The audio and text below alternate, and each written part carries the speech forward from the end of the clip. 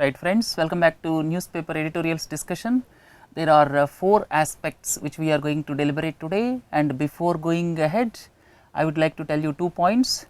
The first point is, some students are asking with regard to the discussion of other news items also. In addition to editorials, other news items are being presented through the weekend capsules. Why and how? Facts and figures, 3 capsules. These are meant for discussing other news, and the articles which are presented in editorial pages and op-ed page are discussed here, and this almost covers 60 to 70% of various aspects, and I am covering all the other aspects through the weekend modules. So, this 5 editorials discussion every week and 5 weekend modules covers various news pertaining to the various aspects which occur that particular week, and these are more than sufficient.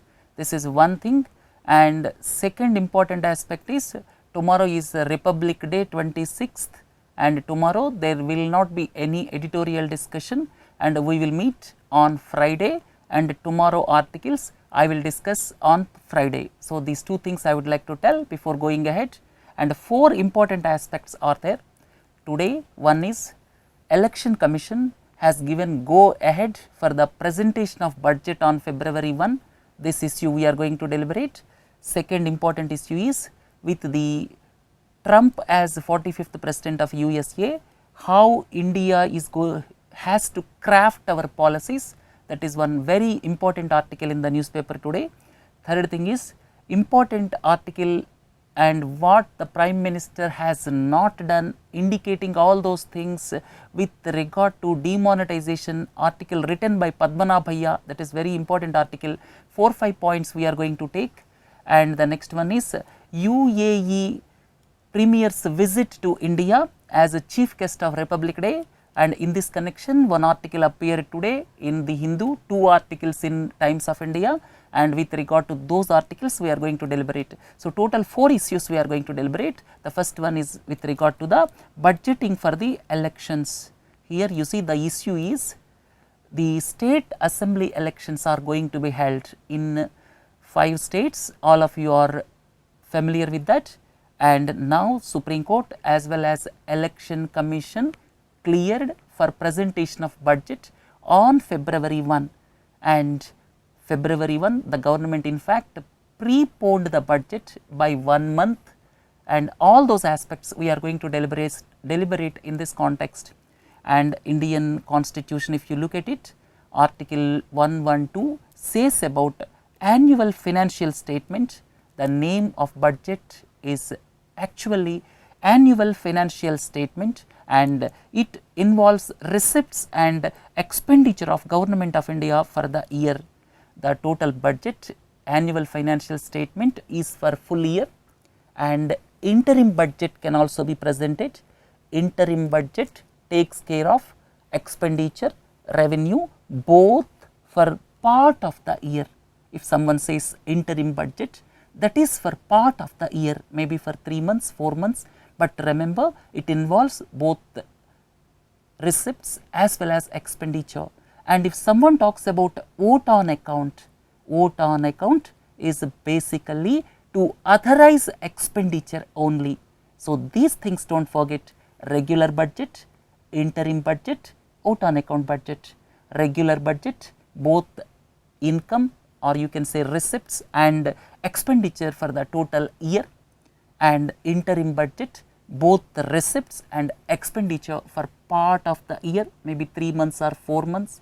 Vote on account is permitting just expenditure for part of the year. So, these 3 terms do not forget, and sometimes you may be asked a question with regard to the difference between interim budget and vote on account budget. And the other point is, as per article 112, it is clearly mentioned revenue expenditure must be separately shown.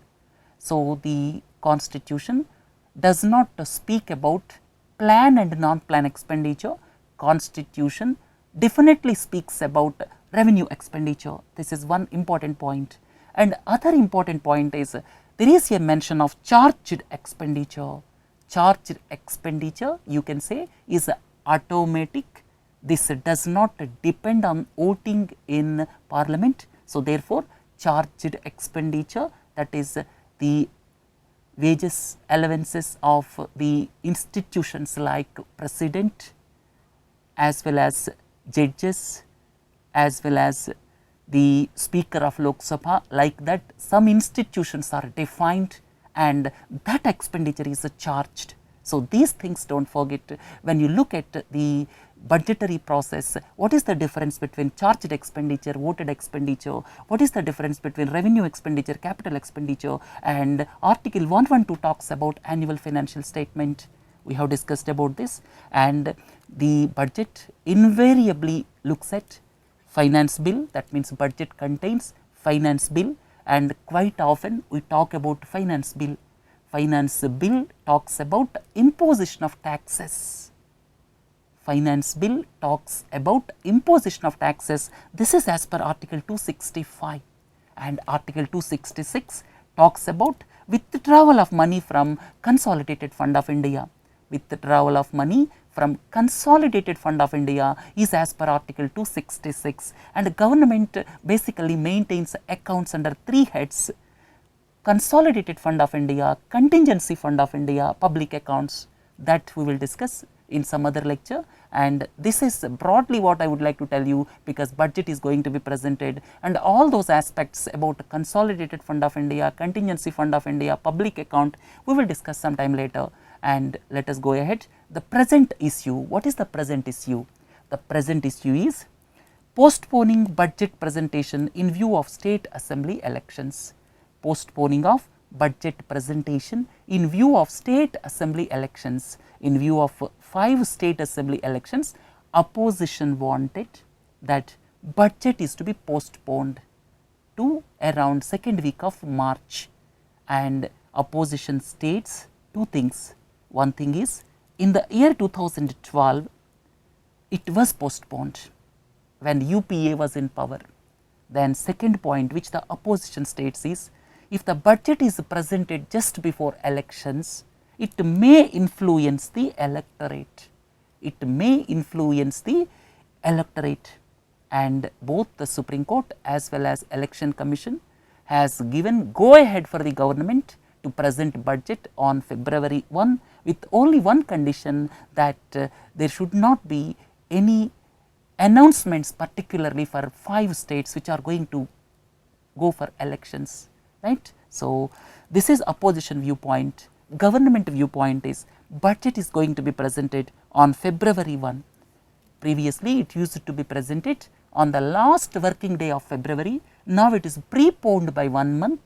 Why the budget is preponed from this year?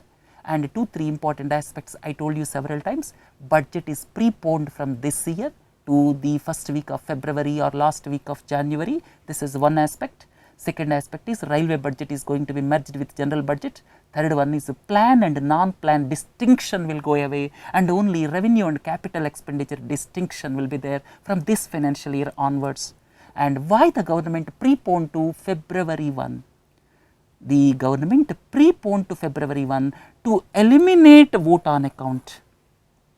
I told you a short while ago, vote on account, interim budget. There is a difference between interim budget and vote on account. Vote on account authorizes only expenditure. The previous practice till 2016-17 budget was to authorize expenditure for around 2-3 months. Normally, budget used to be passed in the month of May, and vote on account was passed to authorize expenditure from for April and May, because financial year starts from April 1.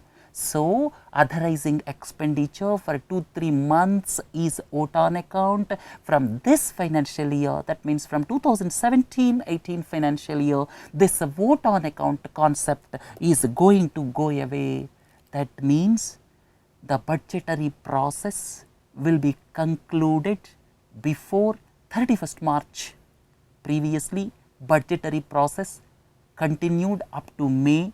Now, from this financial year onwards, the incoming financial year onwards, the budgetary process will be completed on or before 31st March, that means straight away government can go for expenditure as well as receipts portion as decided in the budget from April 1. So, what are the advantages, you may ask? The advantages are vote on account process will be eliminated. Second process is the uncertainty for the first 2-3 months of financial year will be eliminated. The third important point is, in previous era till last year, when the budget is passed by the end of May or so, normally the monsoon sets in. Not much expenditure takes place as monsoon sets in the first week of June in our country. So, as to avoid these things and at the same time, so as to pass before 31st March, so as to have clarity about receipts and expenditure from April 1 onwards, this budget is preponed from this year, right. So, this is all about the reasons for preponing the budget. 2-3 advantages I just told you, right. So, broader issues, if you look at elections in our country, first one is there is debate going on with regard to state funding of elections, that is one part. Second part is model code of conduct. Several times there is a feeling that it is not being implemented in true letter and spirit by the election commission. Third is lot of debate is going on with regard to simultaneous polls. So, you can expect question or discussion with regard to these three things when you look at elections in our country. And about simultaneous polls, we deliberated during 44th week. Advantages: expenditure will be reduced, there will not be problems of frequent model code of conduct, populism will go away, and all these things we discussed as advantages. Disadvantages, then I have listed out, there are several regional parties. Nowadays, the voting is based on regional affiliations, AIADMK, DMK in Tamil Nadu, Samajwadi Party in Uttar Pradesh, Telangana Rashtra Samiti in Telangana, Telugu Desam in Andhra Pradesh. Like that, there are several regional affiliations, and I listed out several aspects. What are the unanswered questions if simultaneous elections are to be held, right. So, go through this, you will be clear about it, and let us move on to the next article. This is navigating a Trumpian world, and this is important article written by Rakesh Sood, and his article normally will have lot of substance. Please do not ignore his article, and here I am going to deliberate what are the salient points. First one is, as per this article, surreal became real. What is surreal? What is real?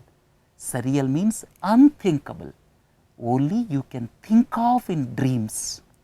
Surreal became real, that means unthinkable. Nobody thought that, very few thought that Donald Trump will become president. Unthinkable became reality. 2017 marks the beginning of uncertainty. Now it is the beginning of era of uncertainty, and the transition will have several implications.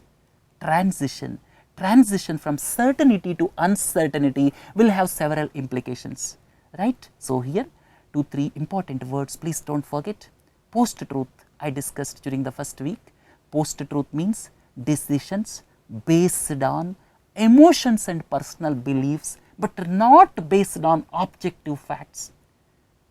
The discussions or decisions based on emotions and personal beliefs, but not based on objective facts, that is post-truth. And what is the meaning of nativism? What is the meaning of nationalism? These words are buzzwords nowadays. Nativism means people born in a country are more important than immigrants. The people, whoever are born in the geographical region of the country, are more important. They are extremely important when you look at immigrants. Immigrants means people who came from other countries, immigrants, and the native people are more important, that is nativism. Nationalism. Nationalism is the concept of self-governance. self-determination and national identity based on culture, language, religion, that is nationalism. I am superior because I belongs to particular religion. I am superior because I belongs to particular culture. That is nationalism. Nationalistic tendencies, nativistic tendencies, post-truth, that became the order of 2016. And another word is protectionism. Protectionism, before understanding it, you should look at globalism. Globalism is basically removal of the barriers we discussed several times. Removal of barrier is liberalization. Gradual removal of these barriers, tariff and non-tariff barriers and other controls, that is removing of them is liberalization. If you remove one by one, it leads to globalization. If you remove one by one controls, it leads to globalization. But again we are constructing wall. That is protectionism. Again we are constructing wall. That is protectionism. So please understand these words: post-truth, this nativism, nationalism, then protectionism. These became buzzwords nowadays. So you should be clear about it. Removal of these controls one by one is a process of liberalization, which India started in 1991, China started in 1978, but now the developed world is talking about putting walls, constructing walls, physically, mentally, constructing walls is nothing but protectionism, right? Then India and US, all of you are familiar with the USSR, Union of Soviet Socialist Republics. And now it is a number of countries. Russia is one prominent country, and it bifurcated or it collapsed into number of countries. The map here was up to 1991, pre-1991. 1991 USSR collapsed.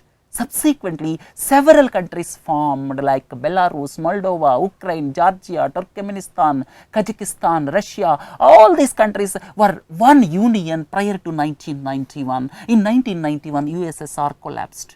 And subsequently, post 1991, starting from PV Narasimha Rao era, Atal Bihari Vajpayee era, Manmohan Singh era, and now Narendra Modi's era, India gradually tilted towards United States of America. And the tilt is very fast from 2014. From 2014, the shift is too fast after Narendra Modi came to power, right? And if you look at India-US defense relations, and 3 points I would like to tell you. These 3 are very important. Somebody may ask you in interview also. 3 points are very important. One is DTTI, this Defense Technology and Trade Initiative. Defense Technology and Trade Initiative, this was launched in 2012. What is the meaning of Defense Technology and Trade Initiative? Indian manufacturing firms, Indian defense equipment manufacturing firms can have collaboration with US firms. The meaning of DTTI is India defense manufacturing firms can have tie-up with US firms. That is DTTI. Then the next point is major defense partner. Recently, USA declared India as major defense partner. What is the meaning of it? The meaning is, as major defense partner, India can have access to sensitive technologies of USA. Just like their NATO partners, India can have access to their sensitive and crucial technologies. Then third important aspect is LEMO was signed, Logistics Exchange Memorandum of Agreement. LEMO was signed recently, and India and USA can use their military bases. USA can use India's military base. India can use USA's military base. So LEMO is another important aspect, and this is the saga of India-USA defense relations. Now with the signing of LEMO, India inched much closer to United States of America. And now Donald Trump's statements and why they are not true. This is from this article. Donald Trump stated that global order is hurting America. The global order at present state of globalization is hurting America but the author says America is both the driver and beneficiary of globalization, and it leads in technology innovation. If you look at Microsoft, if you look at Google, if you look at Apple, all these are in United States of America, and they benefited immensely because of globalization of services. Lot of Indian people, several Indian people are working in tech companies in America. So there is nothing, no truth in this global order hurt America. In fact, global order benefited America. And the second point is, we subsidized the armies of other countries. Donald Trump's statement is, America subsidized the armies of other countries. America is spending a lot for the security of Europe. That is the statement of Donald Trump. Why it is incorrect? You see, US defense budget is $600 billion and our defense budget is around $40–50 billion. And please remember, US defense budget is equal to the total of the next 6 countries put together. US defense budget is equal to the total of the next 6 countries put together. And why USA is meddling in West Asian affairs? It is meddling because of its own self-interests starting from 1979. It is meddling in the affairs of Middle East countries because of its self-interests, and it is involving in regional conflicts. Its involvement in regional conflicts is its own problem. It created its own problems. So nothing to do with security of European countries. This huge budget is primarily due to interference in regional conflicts. Look at the next statement. Wealth of the middle class has been ripped from their homes and then redistributed across the world. Wealth of the middle class, basically he won because of the mandate from middle class across Midwest region, across manufacturing region of United States of America. So the statement is, wealth of the middle class has been ripped from their houses and then redistributed across the world. It is absolutely wrong. In fact, if you see, USA manufacturing sector grew by 86% in 10 years. In 10 years, US manufacturing sector has grown by 86%, but it lost jobs because of automation, technological disruptions. It lost jobs, not because of anything else. So these are the statements and which the article said these are wrong, right? Then look at what Donald Trump wants. In a nutshell, what Donald Trump wants first is making Russia a cooperative partner. How it's going to be feasible, we have to wait and see, because Russia is becoming closer to China on one side. Next is likely changes in USA's China policy. One China principle, he is not going to honor one China principle of the China. Then third one is more and more protectionism and nationalism. He is already dictating the terms for establishing or for expanding manufacturing bases in United States of America instead of Mexico or other country. So these are 3 what Donald Trump wants as on date, and he is not bothering about climate change pact, right? Then India US post 1991, I told you a lot about it. And if you look at India US post 1991, it is end of Cold War and gradual tilt towards USA, and India's economic liberalization in 1991 further hastened the process, and basically technology basically acted as a much more cooperative bridge between India and United States of America. Advent of software sector, and both countries are benefited because of software sector, and tilt towards USA was swift after 2014. Then what is the way out for India? The way out for India as per the author is, it's going to be an age of uncertainty and unpredictable times are ahead. More and more unpredictable times across the world are ahead. It is going to be neither the age of unipolar nor multipolar. Unipolar means one country calling the shots in the world. It is not going to be either unipolar or multipolar. Here regional powers will call the shots. It is going to be the age of regional powers. So India's foreign policy must be agile and pragmatic. As and when challenge comes, India should be in a position to solve it, and pragmatic, practical. So India's foreign policy must be practical and must be ready to face challenges as and when they come up. That is the meaning of agile and pragmatic, right. So, this is all about this article, and let us look at lift the wheel of secrecy. There is a lot of secrecy after demonetization, and one reputed personality like K. Padmanabhaiah wrote this article, and 4-5 points he is suggesting. After demonetization, he is suggesting 4-5 points. The first point is the Prime Minister addressed on 31st December, please recollect that. Prime Minister should have given the time frame for strong action against hoarders or corrupt officials. Lot of 2000 rupee notes have changed hands with the help of some corrupt bank officials, and the Prime Minister should have given the time frame for strong action against hoarders or corrupt officials. Prime Minister has not done that. Then Prime Minister should have given some thought with regard to anonymous donations up to rupees 20,000 by political parties.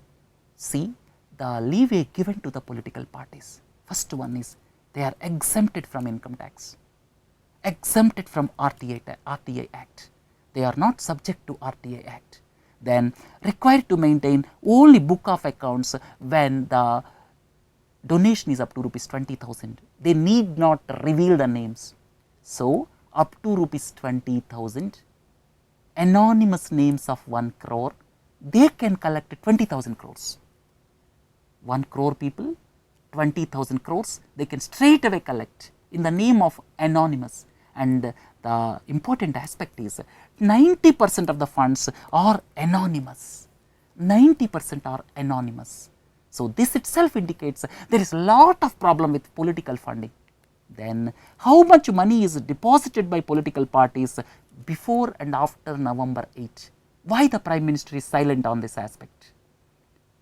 How much money was deposited by political parties including Bharatiya Janata Party prior to November 8, after November 8? The author is suggesting that Prime Minister should look at all these aspects because he is bent upon crushing corruption with iron hand. Then IT department should finalize suspicious cases within 6 months. All the suspicious financial transactions subsequent to demonetization must be finalized in 6 months time frame. Then black money revealed through Pradhan Mantri Garib Kalyan Yojana must be released once in 2 weeks. So, once in 2 weeks, the total amount which came through Pradhan Mantri Garib Kalyan Yojana must be revealed so as to ensure transparency. So, as per this author, Prime Minister missed big opportunity of announcing disclosure of contributions by political parties up to rupees 20,000 during his address. And this clause must go away. There should not be any anonymous donation to political parties. So, this is the biggest area for cause of concern for our country now. Look at the last item. This is bridging the Gulf, bridge the Gulf. There is one article in the Hindu, one in Times of India editorial, another article in Times of India. So, we have 3 in 2 newspapers, and here if you look at UAE, United Arab Emirates, this is the country, most important country, basically rich in oil resources. But one important point about UAE is it is diversifying into other fields. And Dubai, all of you are familiar with Dubai. Dubai is one of the 7 Emirates which forms United Arab Emirates. Dubai is part of UAE, and Dubai is becoming international commercial center because UAE is diversifying. And in this article I am going to throw some light on why India needs UAE and why UAE needs India. Why India needs UAE and why UAE needs India. And look into this, there are 7 Emirates: Abu Dhabi, Dubai, Sharjah, Amman, like this. And here Dubai is international commercial center, and Abu Dhabi is the largest if you look at area, and Dubai is most populous and international commercial center and oil rich country. Not only that, they are diversifying into real estate as well as information technology, and they want to make this Dubai as the center for international financial transactions. That is one aspect. And India's first renewable city, please do not forget, India's first renewable city, that is Mastar city, entirely on renewable energy, that is Mastar city, that is coming up in Abu Dhabi. Now, the Crown Prince of Abu Dhabi will be the chief guest tomorrow for Republic Day celebrations, and this is Abu Dhabi, which contains 7 emirates. UAE means United Arab Emirates, that is 7 emirates are there. And if you look at further details of this, total population is around 90 lakh. Here the total population is around 90 lakh. Out of 90 lakh, 70 lakh, more than 70 lakh are from other countries, and 26 lakhs are from India. In this Arab country, out of 90 lakh population, their native population is around 15 lakhs, and 26 lakhs are from India. And here another important aspect is foreign remittances are $13 billion. Foreign remittances, that means Indian population working there, foreign remittances are $13 billion. Total India's foreign remittances are around $70 billion. Total India's foreign remittances from other countries are around $70 billion. Out of $70 billion, $13 billion are from this one country. And these foreign remittances are very, very important for bridging the current account deficit, because this forms part of current account. Current account, this is just part of current account, and to reduce current account deficit, these remittances are very, very important. And oil reserves, 7th largest, and as I have already told you, 7 emirates, economy is $440 billion, almost 1/5 of our economy.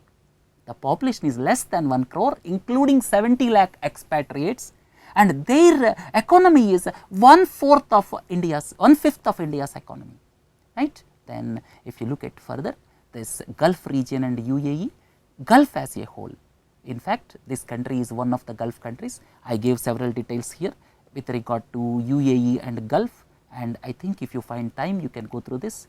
And present news is Abu Dhabi Crown Prince will be the chief guest during Republic Day, and he will be the 3rd leader from Middle East to grace this occasion, and 179 UAE soldiers will take part in the parade of Republic Day tomorrow. And now, 2 things I would like to tell you before concluding today's newspaper editorial discussion. First one is why India need UAE. Why India's relationship with UAE is important.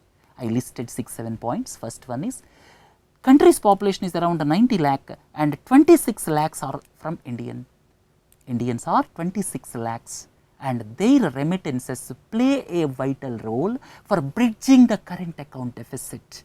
Then another important aspect is this, I have told you already, foreign remittances are major factor for India, not only for wealth creation in our country, but at the same time for reducing current account deficit.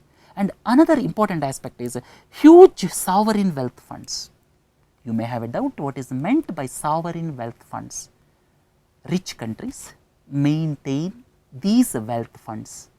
The budget surplus countries, the highest sovereign wealth funds probably in the world or in Norway, and this country has got, I think, 2nd largest sovereign wealth funds, around $800 billion. The sovereign wealth funds of United Arab Emirates is around $800 billion. It is almost 40% of our GDP, and this sovereign wealth funds, if properly tapped, can take care of India's infrastructure needs. Very important point. India's infrastructure needs can be met with the sovereign wealth funds of United Arab Emirates. This is 3rd important point. 4th point is UAE diversified into other sectors. They are not solely dependent on oil. They are diversifying into other sectors like real estate, and India has got several opportunities, right. So then during 2015, when our Prime Minister visited UAE, they committed $75 billion. Please look at this figure, $75 billion in UAE India Infrastructure Investment Fund, which is very much required if you look at our infrastructure needs in our country. Then the next point is Masdar city is coming up entirely based on renewable energy, and our government is giving more emphasis for renewable energy. So, under these circumstances, there can be synergy between Masdar city and India. Then UAE is India's third largest trading partner. The trade, bilateral trade between India and UAE is around $60 billion. And I would like to tell you one point, in the Hindu there is a mistake. The bilateral trade is written as $350 billion, which is not correct. The bilateral trade between India and UAE is around $60 billion, not $350 billion. Then the next point is, why UAE need India? Why United Arab Emirates need India? The first one is, both the countries face threats from radical Islamist groups. The important point to note is, recently 5 of its diplomats were gunned down in Afghanistan by Haqqani network.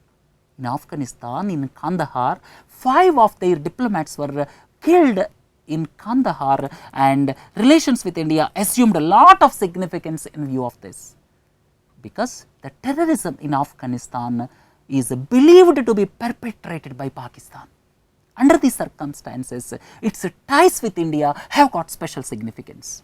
Next, Indian expatriates play vital role in the economy of Dubai.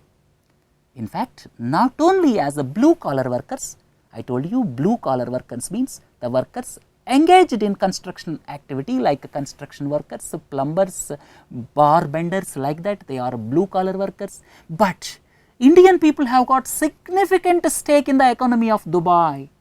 Several people from Kerala establishes businesses in Dubai, and they are at the forefront in Dubai, and because of this, Indian expatriates play vital role in the economy of Dubai, and that is why UAE need India. And huge market potential for UAE because of India's population of around 126 crore population. Then huge opportunity for sovereign wealth funds for investments in India. India is a good market for investments, and India, they can invest hugely in our country, but on the expected lines, the investments are not coming to our country, and government should take immediate steps. UAE is diversifying into IT sector. When UAE is diversifying into IT sector, then India will be the natural partner because of India's talented manpower, right? So, we deliberated 4 items in detail, and I hope that you have some insight into whatever we have discussed today. Friends, we will meet on Friday, and tomorrow articles I will deliberate on Friday. Have a nice day. Thank you. Thanks a lot. Have a nice Republic Day. Right. Thank you.